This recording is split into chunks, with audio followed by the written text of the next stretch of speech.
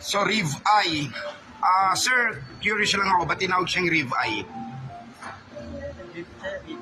Okay, oo. So, it came from the ribs, no? Ng beef. Okay. And then this one, Dad's ham. Wow. Laking ham nito. Patay na naman ang diet ko dito. And this one is bagnet. Hindi ko makakalimutan to. Lagi kong kinakain to. And this one, sir, what's this? Chicken. Okay. Dito ako unang pupwesto.